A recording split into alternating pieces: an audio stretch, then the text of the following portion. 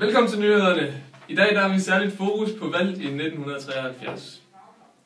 Yes. I valget i 1973, der kom 3 nye partier. Det var Fremskridtspartiet, Centrumdemokraterne og Kristeligt Folkeparti.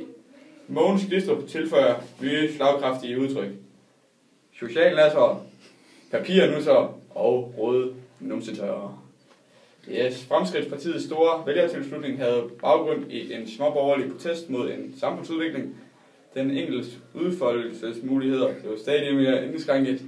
Andre protesterede mod udviklingen, der førte til flere virksomhedsflytninger, dermed mere arbejdsløshed.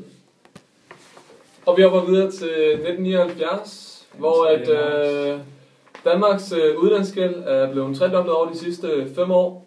Og derfor har regeringen forsøgt at begrænse importen, blandt andet via en stram indkomstpolitik, samt at de har indført nogle krisepakker, der skal sænke den enkeltes forbrug.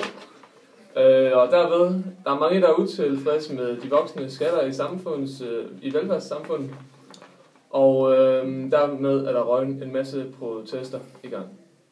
Og det er jo nyhederne.